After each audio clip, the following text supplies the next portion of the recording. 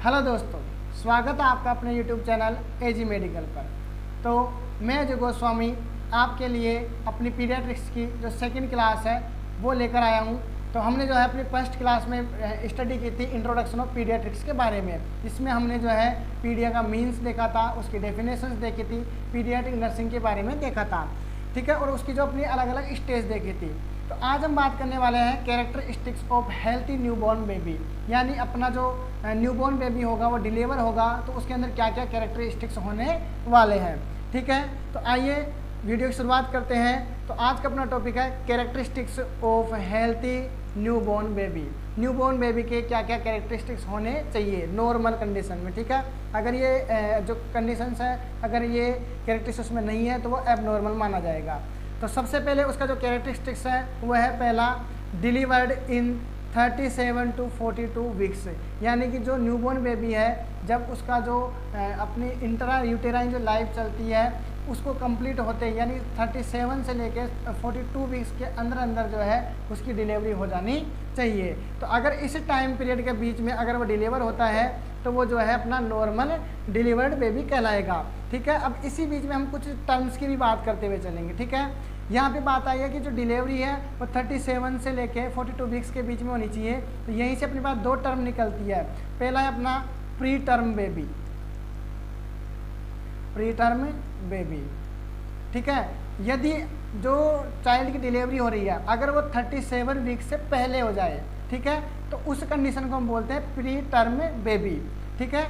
और दूसरा, अगर उसकी जो डिलीवरी है आफ्टर 42 वीक्स हो तो उसे हम बोलते हैं पोस्ट टर्म बेबी, ठीक है। यहाँ से दो अपने पास दो टर्मिनोलॉजीज आ गई, प्री टर्म बेबी डिलीवरी और दूसरा अपना पोस्ट टर्म डिलीवरी, जिसके अंदर जो है 37 वीक से अगर पहले अगर उसकी डिलीवरी होती है तो उसको प्री टर्म डिलीवरी बोलेंगे, और 42 वीक्स के अगर बाद में हो रही है तो उसको पोस्ट टर्म डिलीवरी कहते हैं, ठीक है। अगर हम बात करें इसका जो नेक्स्ट कैरेक्टरिस्टिक्स है उसकी अगर हम बात करें तो वो क्या है अपना respiration start with in 30 second, यानी कि जैसे बेबी डिलीवर हो तो उसके डिलीवर होते ही 30 सेकेंड के अंदर अंदर उसका जो रेस्पायरेशन है वो स्टार्ट हो जाना चाहिए, ठीक है। उसको हम जो है अपना जो उसका जो बेक होता है उस पर रब करते हैं, टैपिंग करते हैं, वो अपन आगे जो अपनी सेकेंड यूनिट है ग्रोथ एंड डेवलपमेंट उसमें पढ़ेंगे। तो यहाँ पे हम कैरेक्टरिस्टिक नॉर्मल देख रहे हैं। तो दूसरा क्या है कि उसका जो है डिलीवरी के आफ्टर 30 सेकेंड के अंदर जो है उसका रेस्पायरेशन स्टार्ट हो जाना चाहिए, ठीक है।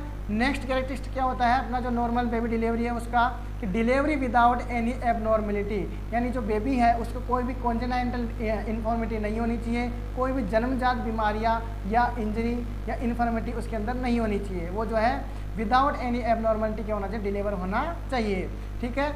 नेक्स्ट वन है अपना delivered with normal parameter and vital statics, यानी जो बेबी है उसके जो पैरामीटर्स है वो नॉर्मल से होने चाहिए और उसके जो वाइटल स्टैटिक्स है बॉडी के वो भी क्या होने चाहिए, नॉर्मल होने चाहिए, ठीक है। तो जो नॉर्मल पैरामीटर्स क्या होते हैं बेबी के और जो वाइटल स्टैटिक्स कितने होते हैं बेबी के, तो वो आगे हम डिटेल में स्टडी करते हैं। तो आइए हम नेक्स्ट टॉपिक पढ़ते हैं, normal parameters of newborn baby, यानी जो न्यूबॉर्न बेबी है उसके अंदर क्या जो पैरामीटर्स है उसके नॉर्मल रेंज क्या होती है। तो सबसे पहले बात करते हैं वेट की, ठीक है। यानी जो न्यूबॉर्न बेबी होता है उसका वेट कितना होना चाहिए, तो जो नॉर्मल जो वेट होता है वो 2.5 kg टू 3.9 kg, यानी 2.5 से लेके 3.9 किलो का जो है वो बेबी होना चाहिए। अगर इसके अराउंड, ठीक है, इसके अंदर अगर उसका वेट होता है तो वो नॉर्मल माना जाएगा। अगर एवरेज की बात करें ये तो क्या हो गई अपनी रेंज हो गई, ये तो क्या हो गई रेंज। अगर हम बात करें एवरेज की तो एवरेज जो बॉडी वेट होता है वो 2.9 kg होता है, ठीक है। जो अपना न्यूबॉर्न बेबी होगा उसका एवरेज वेट कितना होगा 2.9 kg, ठीक है। अब यहाँ से अपने पास तीन टर्म निकल के आती है। पहली है अपनी लो बर्थ वेट, ठीक है। पहली टर्म क्या अपनी लो बर्थ वेट, यानी कि बेबी का जो है जो बर्थ के टाइम अगर वेट लो होता है तो उसकी जो पहली टर्म है वो कितने से कम होना चाहिए। अगर बेबी का जो वेट है 2.5 kg से अगर क्या है कम है तो उसको हम क्या बोलेंगे, लो बर्थ वेट बेबी कहते हैं, ठीक है। सेकंड आता है एक्सट्रीम लो बर्थ वेट, यानी एक्सट्रीम LBW। अगर बेबी का जो वेट है अगर वो 1.5 kg से क्या है कम है, यानी 1.5 किलो से कम का अगर बच्चा है तो उसको हम एक्सट्रीम LBW कहते हैं। इसके बाद में आता है कि वेरी सीवियर LBW, यानी कि बहुत ही ज़्यादा अगर उसका वजन कम है तो उसकी जो रेंज होती है वो कितनी होती है अपने 1 kg। अगर बेबी का जो वेट है अगर वो 1 kg से कम है तो उसको वेरी सीवियर LBW के अंदर कंसिडर किया जाता है। तो वेट के जो वेट है उसके अकॉर्डिंग 3 कैटेगरी हो गई, 3 टर्मिनल हो गई। पहला है अपने लो बर्थ वेट, इसके अंदर जो है 2.5 kg से कम होगा उसका वेट। सेकेंड है एक्सट्रीम LBW, जिसमें जो उसका वेट है वो 1.5 kg से कम होगा। और वेरी सीवियर LBW के अंदर जो उसका वेट है वो 1 kg से कम का होगा। ठीक है, नेक्स्ट हम बात करते हैं इसकी हाइट की। ठीक है, कि जो अपना जो बेबी है उसकी हाइट कितनी होनी चाहिए, नॉर्मल जो हाइट है वो कितनी होनी चाहिए। तो उसकी जो नॉर्मल हाइट है वो होती है 45 to 55 सेंटीमीटर। ठीक है, नॉर्मल पैरामीटर्स के साथ वो जो बेबी होगा डिलीवर होगा उसकी हाइट कितनी मिलेगी आपको 45 से लेके 55 सेंटीमीटर। और अगर हम बात करें एवरेज, तो एवरेज जो चाइल्ड होते हैं उनकी 50 सेंटीमीटर हाइट होती है। नेक्स्ट पैरामीटर अपना हेड सरकमफ्रेंस, यानी जो अपना जो हेड है उस बेबी का जो हेड है उसका सरकमफ्रेंस कितना होना चाहिए, तो 33 से लेके 35 सेंटीमीटर होना चाहिए। ठीक है, अगर यहाँ पे भी जो है 2 टर्मिनोलॉजी आती है अपने पास कि अगर उसका जो हेड सरकमफ्रेंस है अगर वो 33 सेंटीमीटर से कम है तो उसको बोलते हैं माइक्रोसिफेली।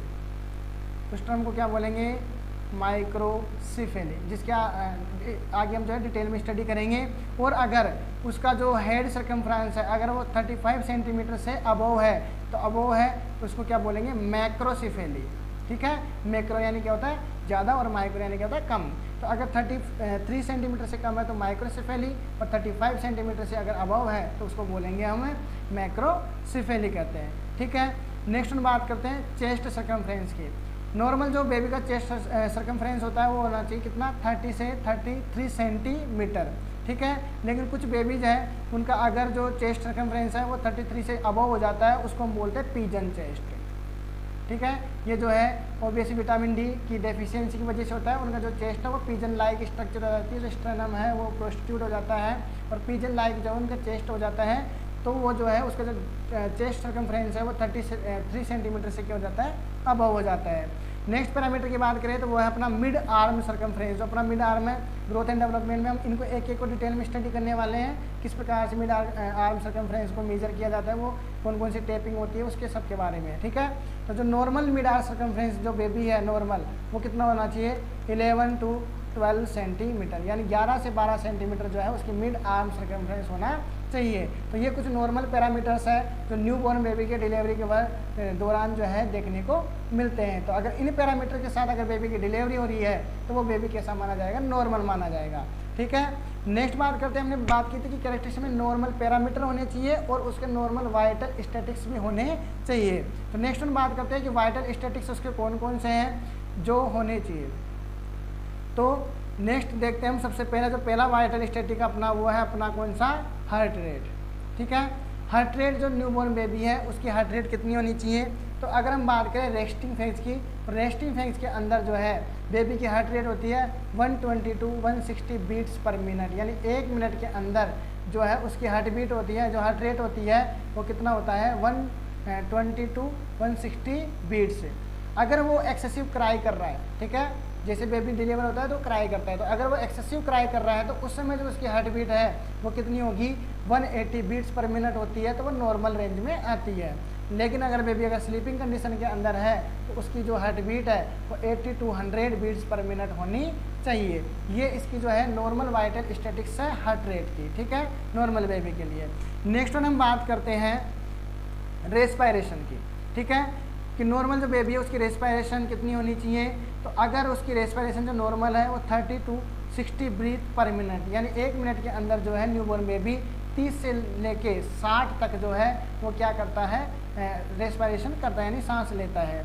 और अगर एवरेज की बात करें तो 40 ब्रीथ पर मिनट, यानी कि जो है 1 मिनट के अंदर जो है वो 40 ब्रीथ लेता है, यानी 40 बार सांस लेता है। नेक्स्ट हम बात करें टेम्परेचर की, तो जो न्यूबॉर्न बेबी होता है उसका टेम्परेचर कितना होता है, तो वो होता है 36.5 से लेके 37.5 डिग्री सेल्सियस। ठीक है, तो 36.5 से लेके 37.5 जो है उसका डिग्री सेल्सियस नॉर्मल टेम्परेचर होता है। और अगर बात करें ब्लड प्रेशर की, तो जो न्यूबॉर्न बेबी है उसका ब्लड प्रेशर कितना होता है 60 to 40 mm of Hg। ठीक है, यहाँ पे जो है ये यूनिट गलत लिख दी है, इसका होगा mm/Hg, ठीक है। तो जो ब्लड प्रेशर होगा बेबी का वो कितना होगा 60 to 40 mm/Hg, ठीक है। ये जो है वाइटल स्टेटस उसके नॉर्मल होते हैं न्यूबॉर्न बेबी के। अगर इनके साथ अगर वो डिलीवर हो रहा है तो उसको नॉर्मल बेबी काउंट करते हैं। फिर नेक्स्ट वन बात आती है कि कौन कौन से ऐसे फैक्टर है जो चाइल्ड की हेल्थ को अफेक्ट करते हैं, then factor affecting of child health. तो सबसे पहला ये आता है अपना मेटरनल हेल्थ, ठीक है। मेटरनल हेल्थ यानी कि जो उसकी माँ है, ठीक है, उसकी जो हेल्थ है वो कहीं ना कहीं अपने जो चाइल्ड है उसकी हेल्थ को क्या करती है, अफेक्ट करती है। आपने भी सुना होगा कि जब जो माँ है अपने बच्चे को जब क्या करती है, दूध पिलाती है, ठीक है, तो उस समय जो है उसकी वजह से जो है बच्चे को भी बहुत सारी कॉम्प्लिकेशंस देखने को मिलते हैं। तो कहीं ना कहीं जो मेटरनल हेल्थ है वो चाइल्ड हेल्थ को अफेक्ट करती है। नेक्स्ट हम बात करें family health and social support, ठीक है।